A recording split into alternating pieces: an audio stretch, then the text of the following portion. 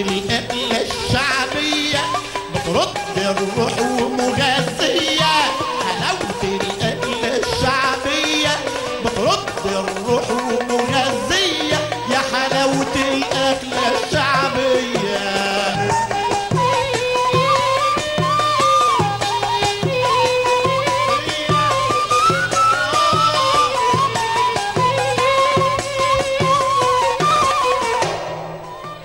مساء الفل والهنا، مساء الحبة السمرة، مساء الجمال، مساء النيل اللي تتمشى عليه يرد روحك.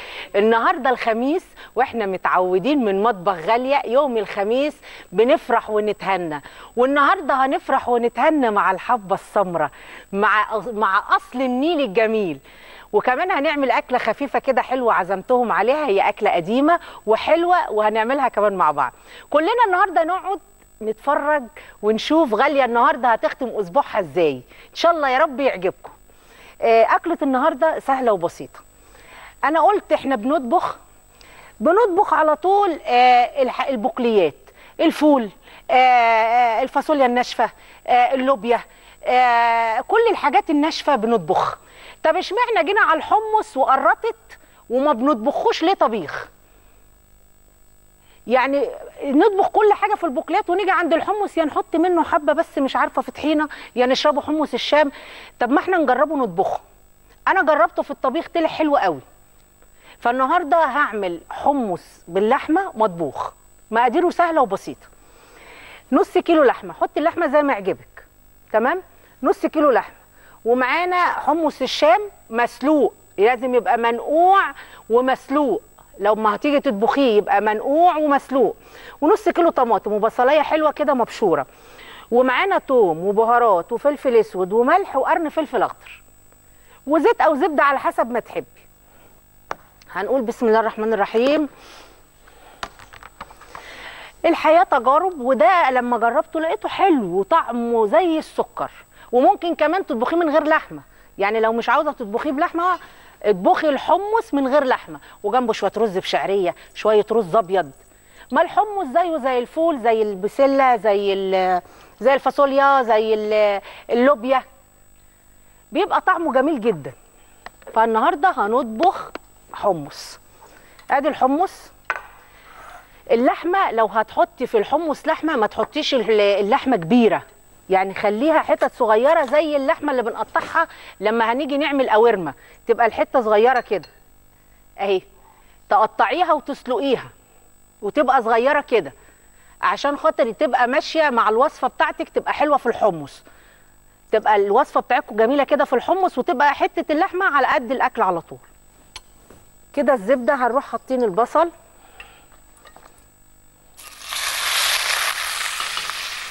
حط لها كده بصلايه حلوه كبيره متعفيه،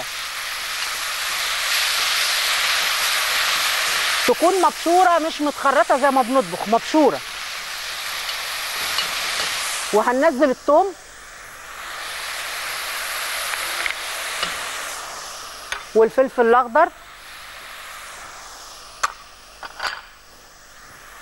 وشويه البهارات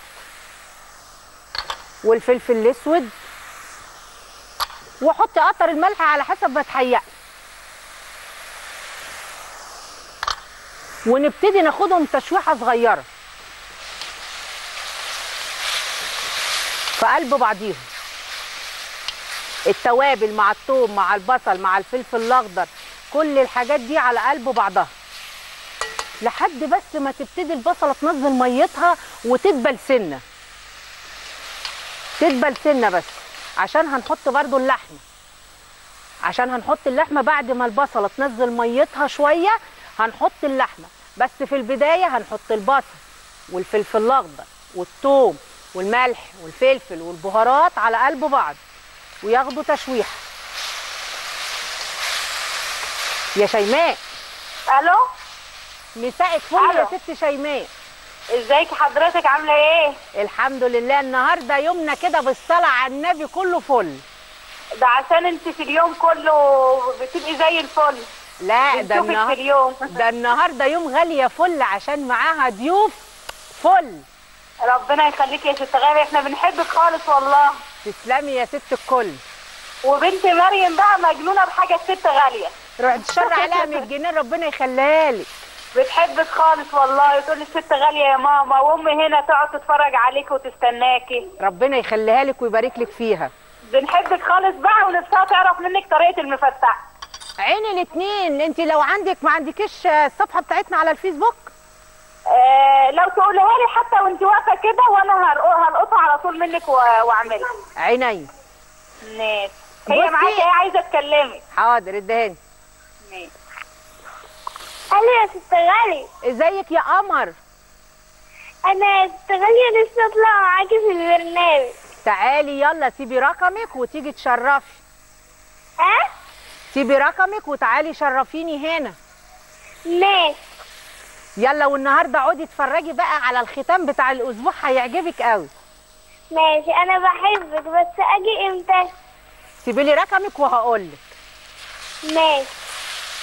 سلام يا قمر. حطينا اللحمه بعد ما البصله تاخد صدمه شويه وتنزل ميتها، هنبتدي نحط اللحمه ونبتدي برضو نشوح شويه. دي بتبقى اكله جميله وحلوه قوي، والحمص فيها بيبقى زي الزبده. اللي عاوز يطبخها بلحمه يطبخها، ما تطبخهاش بلحمه تطبخها بحمص بس. بحمص بس تبقى زي الفل برضه، ما فيهاش اي مشكله. اهي اهي. لو هتحطي مش هتحطي فيها لحمه، شوحي الحمص مع الحمص مع البصل والتوابل بدل اللحمه، وحطي مقدار، حطوا المقدار بتاع الصلصه عليها على طول. وممكن كمان تعمليها تعملوها بطاجن حلو، تخش في طاجن تبقى كويسه. بعد كده ما كل اللحمه كده بتتشوح وتاخد كده الريحه الحلوه بتاعتها كده، وريحه الثوم تبتدي تفحفح والتوابل، هننزل بالحمص. يا استاذه فلك. الو. فلك. الو. اهلا، سامعاكي، اتفضلي يا استاذه فلك. لو سمحت انا عايزه مقادير البيتزا. عاوزه مقادير البيتزا؟ حاضر عينينا، كل طلباتكم هتبقى اوامر، وبعد كده هتشوفوا كل الحاجات اللي بتطلبوها ان شاء الله على الشاشه. اوكي. تسلملنا. هنا الحمص ما تحطيهوش من غير ما يكون مسلوق، الحمص يكون مسلوق، منقوع ومسلوق، وبعد كده تبتدي تستخدميه في الطبيخ، بيبقى جميل وحلو زي الفل، كأنك بتاكلي بالظبط لوبيا، فاصوليا، فول، كل الحاجات اللي احنا بنعملها.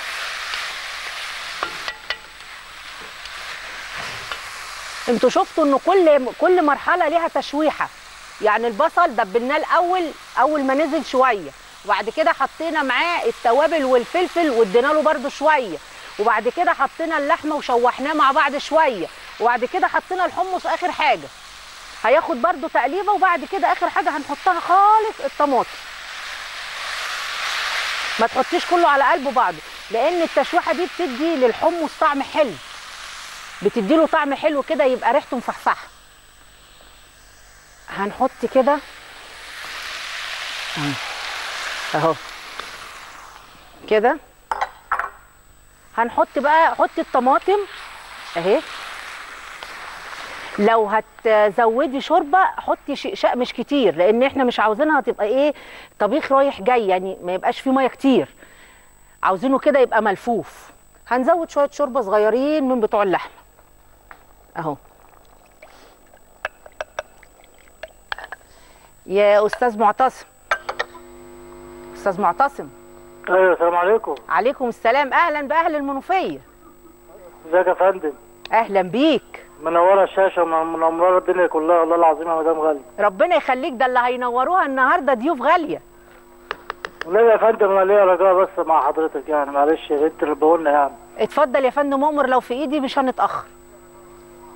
الله يخليك يا فندم، ربنا يبارك فيك يا رب.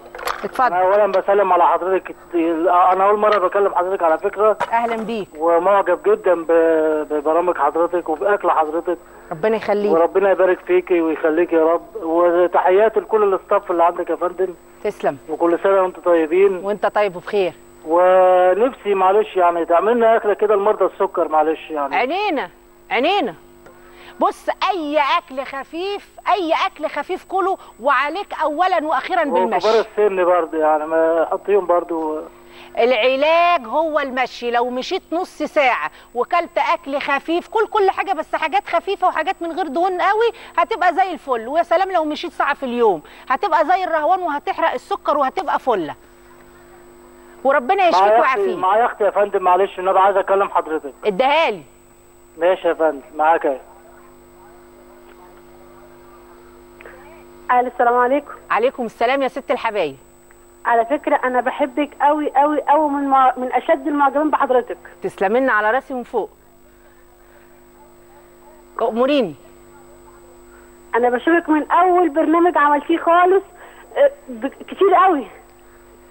ما هو كل حبايبنا برضو، ما هي عشرة من فات قديم وتاه، كلنا حبايب بعض من زمان. على فكرة أنا أول مرة أتكلم على الهوا. أهلا بيكي، على راسي من فوق. النهارده إن شاء الله ما بفوتش حلقة لحضرتك بصراحة. والنهارده اوعي تفوتيها، عشان النهارده بقى الحبه السمراء الحلوه اللي هتعجبك قوي. شرفتينا. مع الف سلامه. كده احنا طبقنا الحمص المطبوخ باللحمه. ممكن تعمليه باللحمه او ممكن تعمليه من غير لحمه. هنعمل حاجه تاني. انا عاوزه اخلص كل الاكل بتاعي عشان انا عاوزه افضى خالص النهارده، مش هعمل اي حاجه خالص ومعايا ضيوفي. هنعمل النهارده حاجه حلوه قوي بمناسبه الضيوف، حبايبنا كانوا طلبوها مني، فقلت لهم لازم البيها لكم في ثواني كده.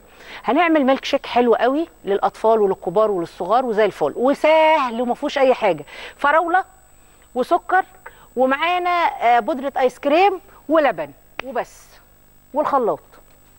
ادي الخلاط. نوطي بس على دي عشان لما تغلي. هنحط حطي بقى شويه فراوله كده عدل على حسب ما تحبي، يعني شوفي الكميه اللي تحبيها. حلوين دول كده اهو. وهنحط بودره الايس كريم،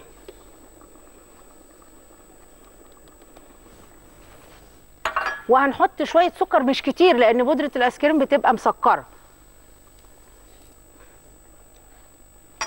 ولو فاكرين احنا زمان عملنا اللبن المكثف، ممكن ما تحطيش بودره ايس كريم وتعمليه باللبن المكثف هيبقى حلو. اهو نحط اللبن بس كده، ونبتدي بقى نضربهم في قلب بعضيهم كده. بسم الله الرحمن الرحيم.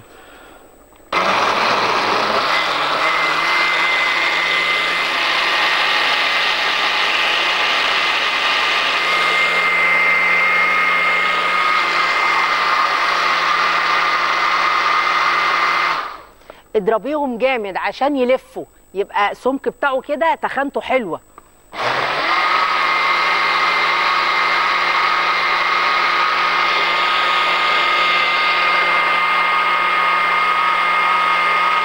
بس كده.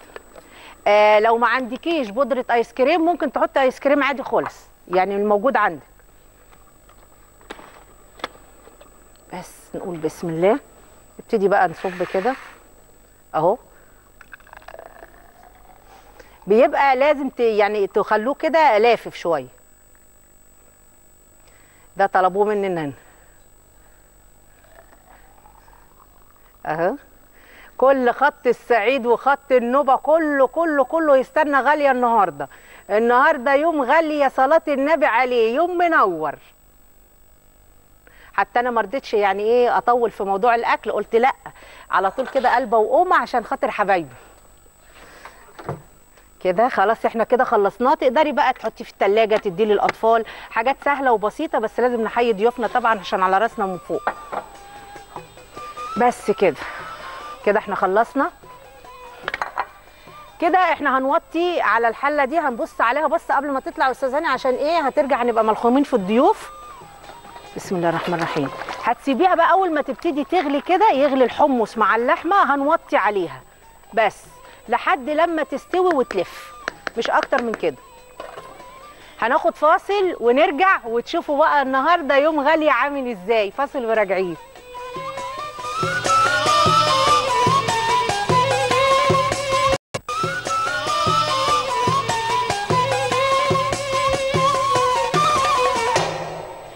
رجعنا تاني بعد الفاصل ومعانا الحبة السمراء حبايبنا فرقة الشوب كني.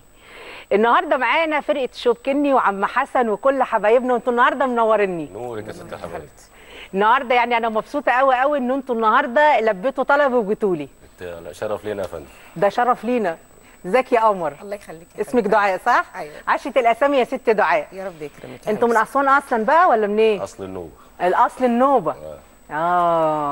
يا عم حسن. امور يا قمر. طب قبل بقى ما نتكلم في اي حاجه ولا نفتح في اي مواضيع، نسمع حاجه حلوه بقى منك يا عم حسن. حاضر. يلا. يا سلام. يلا نفرح النهارده الخميس، غاليه بتختم برنامجها بالفرح والهنا.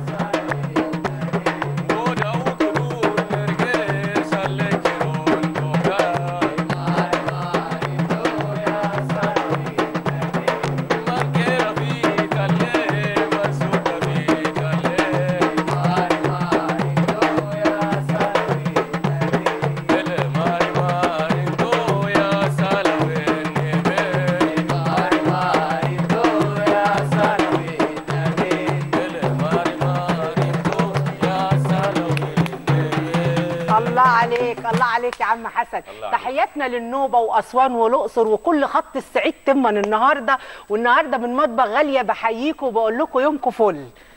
قولوا لي بقى يا عم حسن كده، مين فيكم متجوز؟ انا صلاه النبي عليك. افتخر. طبعا. دفعت مهر كام يا عم حسن للعروسه؟ لا يعني مش زي اليومين دول يعني. كام يعني كده؟ عشان ما انا شايل حسد، بس خليها في السر. لا والنبي لا انت لا خليها في سرك. طب حطيت قد ايه ذهب؟ لا حطيت كل ما املك يعني. انتوا بتحطوا هناك المهر ذهب؟ اساسي. ولا فلوس؟ لان الست عندنا اصلا في حد ذاتها ذهب. الله اكبر. الست عندنا في حد ذاتها ذهب. فبتحطوا المهر ذهب؟ مهما نجيب لها برضه مش هنوفيها يعني. بس بجد المهر ذهب؟ لا هي عندنا الست ذهب. الست انا عارفه ان الست ذهب. انت المهر حطيته ايه؟ ذهب ولا فلوس؟ لا حطينا من ده على ده. ذهب وفلوس. طب حطيت كام؟ خليها في سرك بقى. ما تقول يا عم حسن. ليه خليها في سرك بقى. يعني قيمه كده نص كيلو؟ ذهب؟ لا هم كانوا 3 غوايش وسلسله ومحبس والحاجات دي. ربع كيلو. يلا زي بعض. زي بعض. كفايه تقديركم للست، وكفايه ان انت بتقول ان انتوا في النوبه بتقدروا الست كانها ذهب. طبعا. ده حاجه جميله قوي. طبعا. طب يا عم حسن، مين بقى فيكم خاطب فيكم انتوا الاثنين في الايام دي؟ طب عم حسن واتجوز ودفع بقى المهر حطه ذهب، مين فيكم خاطب؟ لا لسه. لا لسه. وانت يا شيكا؟ لا انا ما خطبتش لسه. لسه يا شيكا؟ لسه ما خطبتش. لا. طب انت حتى لو خطبت هتحط برضه، هتمشي على السلو بتاع النوبه؟ لسه السلو موجود؟ موجود طبعا. موجود طبعا. موجود يعني حتى عدى الزمن ولا ما عداش؟ موجود. طبعا. طب انت لو خطبت واحده بره النوبه اهلك هيرضوا؟ في الوقت الحالي دلوقتي خلاص ما بقتش زي الاول يعني. دلوقتي زي ما بيقولوا القلب ما يريد يعني. القلب ما يريد. هتمشي. زمان ما كانش بيرضوا؟ في الاول كان في عادات وتقاليد، لا ده بنت عمك، لا ده بنت خالك، لا ده يعني كان الاقربون اولى بالمعروف زي ما بيقولوا. يعني انما دلوقتي في زمن الاختلاط والتداخل والتناسب دلوقتي بقت عاديه يعني خلاص تقدر تتجوز بقى واحده من النوبه بره النوبه، من مصريه مش مصريه عادي. على حسب النصيب. على حسب النصيب. يعني مش معرضين عليكم قوي. لا ما خلاص ما بقاش في طريق. فين بيتقرض دلوقتي؟ كله دلوقتي يعني على الحريه. الحمد لله. كنا فين وبقينا فين. طيب سمعني حاجه حلوه بقى كده نوبي كده عشان النيل. انا كنت اسبوعي ده بتكلم عن النيل. وانتوا احسن ناس عندكم النيل بتاعنا احنا غنينا له بالنوبي اللي هو الشمندوره، اغنيه الشمندوره، واللي غناها الاستاذ محمد منير بالعربي.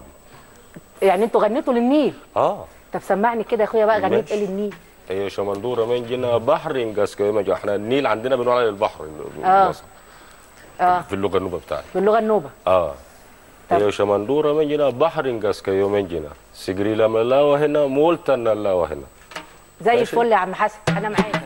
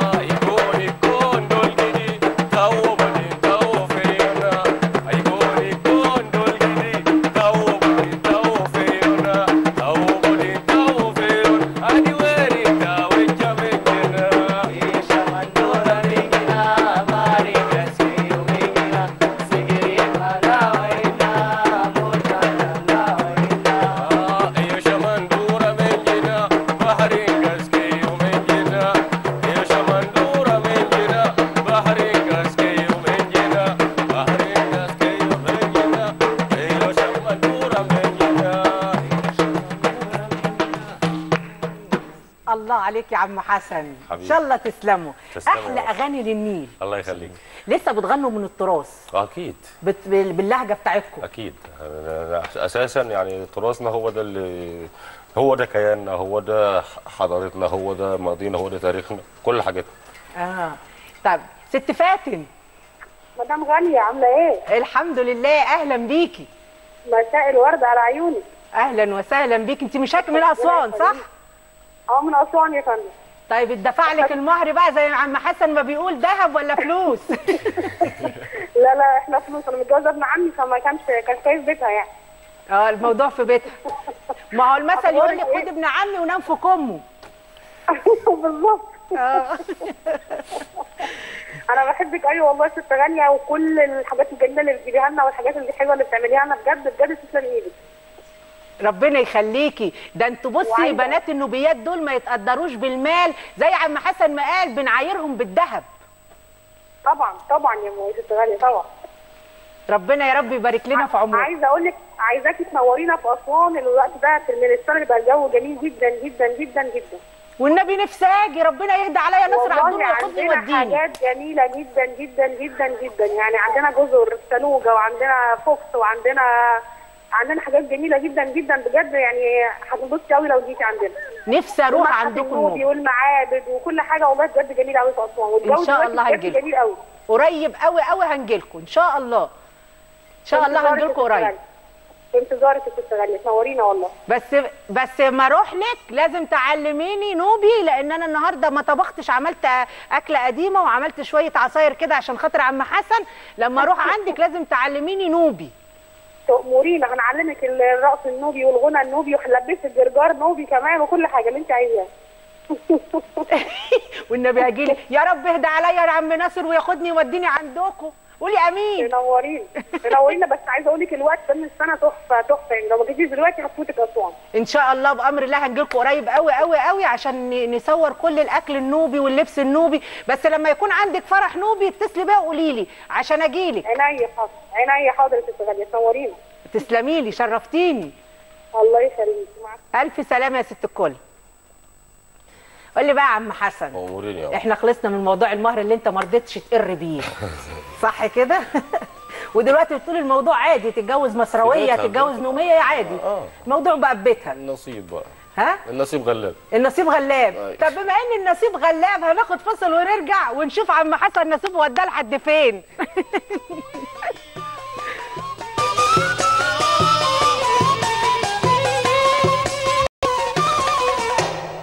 رجعنا تاني بعد الفاصل ومعانا الفرقه الجميله فرقه النوبه اللي زي الفل. دعاء تعالي جنبي هنا، عاوزاكي كده في موضوع. بس كده عليا حاضر يا اختي تسلمي عيونك الحلوه. الله يخليك يا حبيبتي. قولي لي يا دعاء، انت لسه ما اتجوزتيش صح؟ بعد الشر. ليه يا اختي؟ بس بدور على واحد بالقسط. بالقسط؟ احي تعالي. مفيش. بصي ما اسكندرانيه دي مشهوره عندهم قوي. قولي لي بقى، لو جيتي تتجوزي هتجيبي فرقه نوبيه ولا هتجيبي اي فرقه تانية؟ لا طبعا نوبيه. نوبيه طبعا. طبعا لازم اكيد. طب انا هحكي لك حكايه بقى. كان في واحد صاحبنا كان هو اساسا من النوبه، وجه اتجوز واحده من هنا من القاهره، مصر بيقولوا عليها مصراويه. ايوه تمام. وقعدنا 3 سنين بحالهم نتحايل على امه ان هي تقبل الجوازه، بعد هو ما صدر دماغه بعيد عنك واتجوزها وقال وباعي ودراعي ما واخد غيرها. 3 سنين نتحايل على امه وعلى اخواته وعلى كل حبايبه ان هم يقبلوا الجوازه دي، قالوا راسنا والف سيف ابدا. فين بقى لما قبلوا الوضع؟ ايوه صح. هو ده بيحصل؟ لغايه دلوقتي. انت عارفه بقى دلوقتي صلاه النبي عليه، معاه في وش العدو 5 عيال ومراته هي الكينج بتاعت العيله، تروح كده النوبه وتطبخ لهم وتقوم بالافراح وونانه وكلهم حبوها. بس هو زي ما هو مش هيتغير. يبقى نعمل بالفكره دي بقى. نعمل بالفكره دي. ماشي يا ست. ده بس لبسكوا حلو قوي. احنا عندنا البنت بتبقى لابسه كده. البنت بتبقى لابسه كده غير المتجوزه؟ المتجوزه لها لبس تاني. يعني البنت بيعرفوها بلبسها اذا كانت متجوزه ولا لا. طب نشوف الست هند. يا ست هند، ست هند، يا ست هند. السلام عليكم. عليكم السلام. ازيك يا ست غاليه؟ تسلمي لنا وتعيشي. والفرقه اللي معاكي جميله والله، انا اول مره اتصل ببرنامج. يا اختي ان شاء الله يخليكي. ادعي بقى للست دعاء تقعد على الكنب وتنقب وشنب. ربنا يخليكي يا رب. انا اول مره والله اتصل باي برنامج خالص وحياه ربنا. تسلمي لنا وتعيشي. ده انت على راسنا من فوق. من قناه 25. ربنا يخليك. ممكن ابعت اهداء؟ تسلمي. دعاء، خلي دعاء. قولي لها يا دعاء بالنوبي انا بحبك. بالنوبي انا بحبك بتقولوها ازاي؟ الكدولي. الكدولي الكدولي. انا قلت لها اهو. شفتي؟ شفتي انا قلت لها الكدولي. منورانا النهارده، واقعدي بقى واسمعي الاغاني الحلوه. شرفتينا. الفرق بقى انت زي ما قلتي لي بين اللبس الست والبنت. انتوا البنت تلبس كده على طول. البنت بتبقى لابسه كده والست تبقى لابسه ايه؟ تبقى لابسه توب، اللي هو التوب اللي بيتلف ده. دي بيتعرف ان دي ست. طب حلو زي الفل. ربنا ان شاء الله النهارده يرزقك بعريس زي الفل. النهارده معانا مش هتخرجي من هنا غير لو معاكي عريس. يلا غني لنا بقى يا عم حسن حاجه كده فريحي عرايس، يمكن ربنا يرزقها بعريس حلو. ماشي يا ست. يلا يلا يا عروس. يلا يا عروس.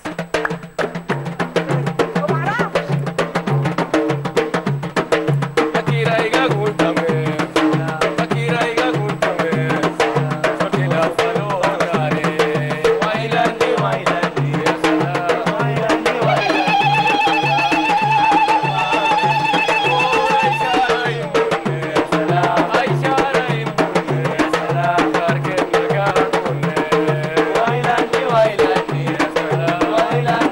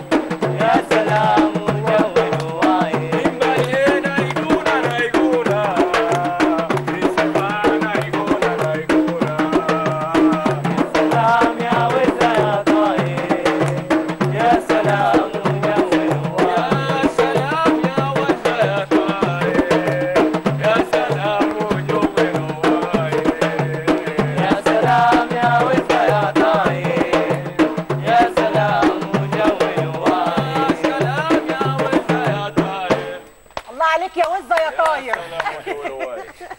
لو اعرف كنت جبت لك وزه النهارده. ما انت ما طبختيش النهارده، شكلك اكلك قرديحي. طب ناخد استاذ محمد بقى ونشوف ايه حكايه لازم تترجمها لي يا وزه يا طاير دي. استاذ محمد. الو، السلام عليكم. عليكم السلام، اهلا وسهلا. اهلا وسهلا بالست غاليه. ربنا يكرمك. ايه رايك النهارده بقى؟ النهارده الحلقه مميزه طبعا باللي بتقدميه كله، والطبخات والاكلات بتاعت حضرتك. يعني احنا مش عارفين نقول لحضرتك ايه، وبنشكر البرنامج والاعداد والحاجات اللي بتدخليها كلها والله. ربنا يخليهم لك، ربنا يكبر بخاطرك. الله يخليكم. بنشكر حضرتك على الاكل والحاجات الجميله اللي بتعمليها. وبعد اذن حضرتك عاوز اعمل اهداء. اولا بحيي الفرقه الجميله اللي ورا حضرتك دي، الله يخليك، ودعاء والجماعه اللي عند حضرتك دول.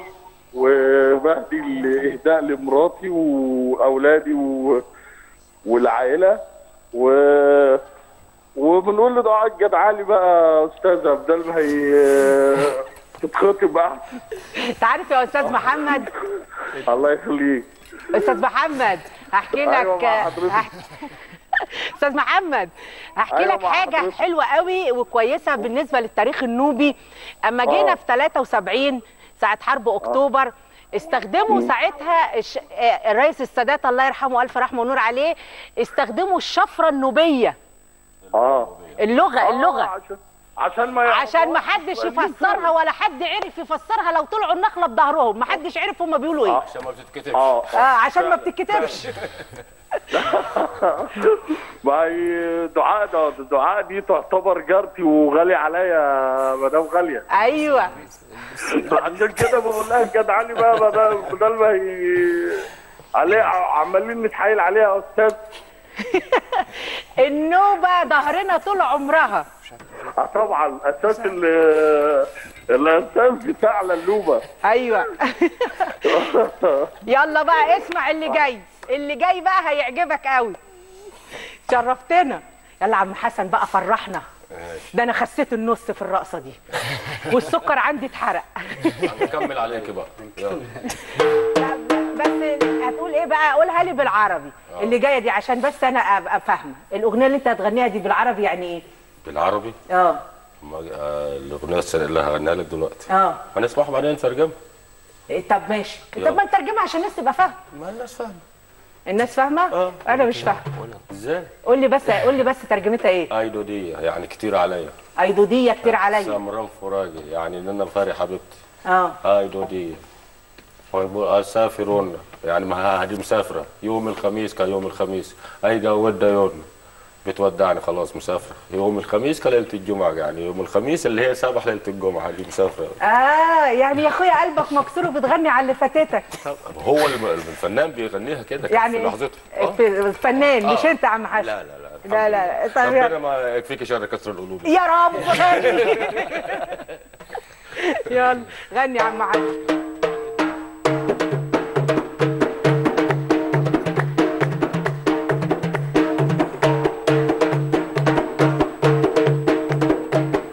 يوم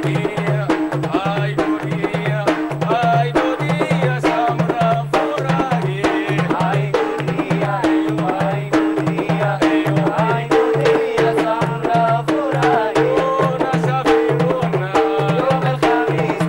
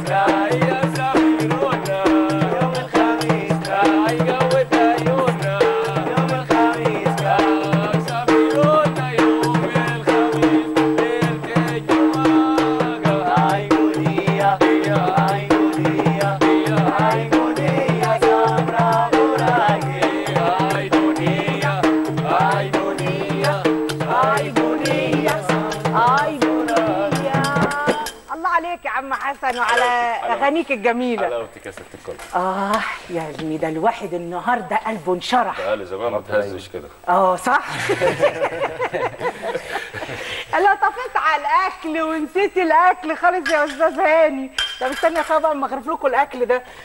فرحتي النهارده بالفرقه الجميله والنيل والحبه السمراء يعني ملهاش حل. شوف ده انا نسيت الاكل خالص.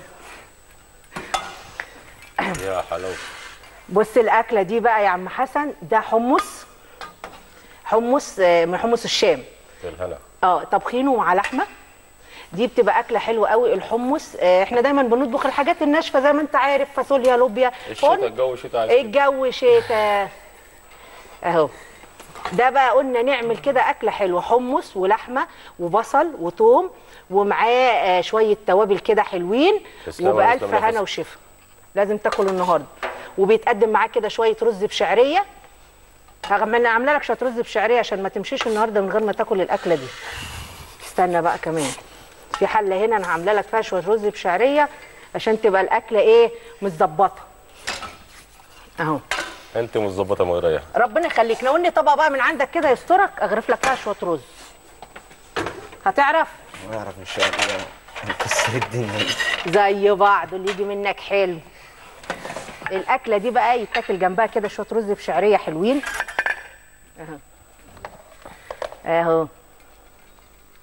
شويه رز بشعريه كده حلوين جنبها بقى كده يا عم حسن. يا سلام، نفسي اروح عندكم بقى واكل الاكل النوبي الحلو. تنوري يا ست تنوري. الاكل المفضل عندكم في النوبه ايه يا عم حسن؟ احنا عندنا الاكلات المفضله عندنا طبعا الملوخيه. طبعا هي بنسميها احنا هناك حاجه اسمها القتر. القتر؟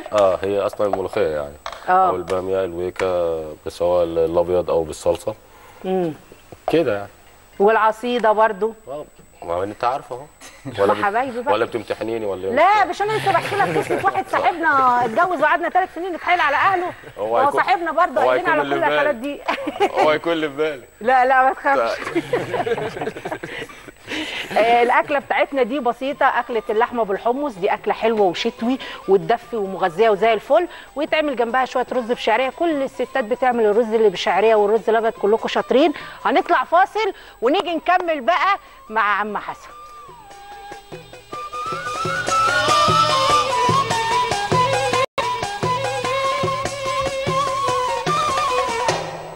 ورجعنا تاني بعد الفاصل وعندنا مفاجأة حلوة.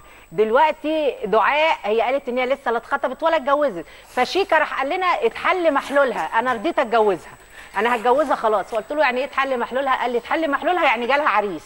فالف مبروك انت وشيكا ان اتحل محلولك على ايدين شيكا. ده معناه هو ده. بس النهارده الحمد لله طلعت من هنا محلول ملحق. مفيش محلول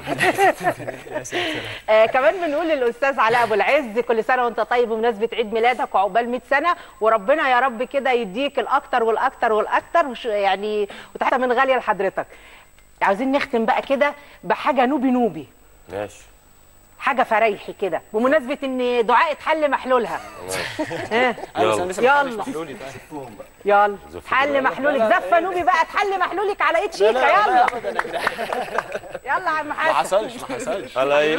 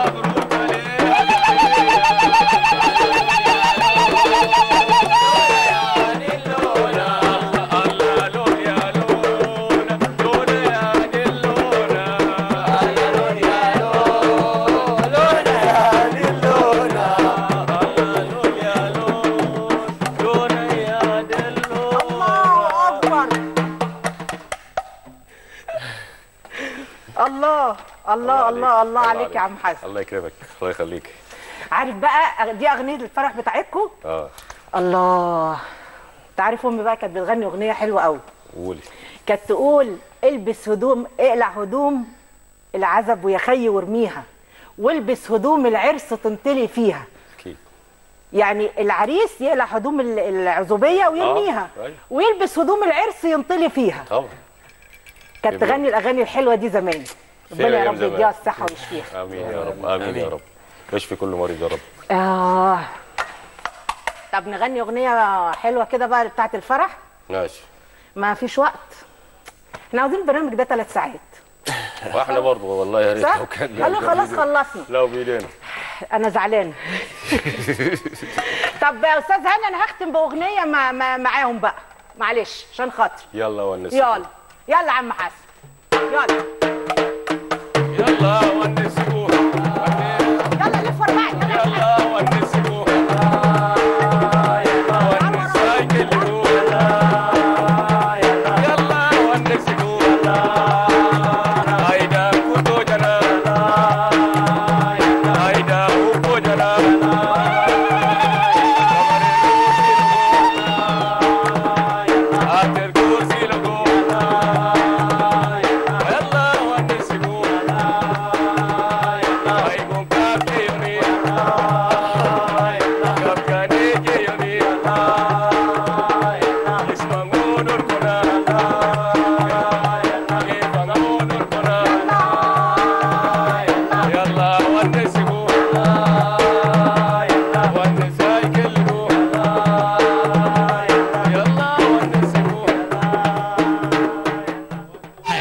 الأكلة الشعبية بترد الروح ومغذية،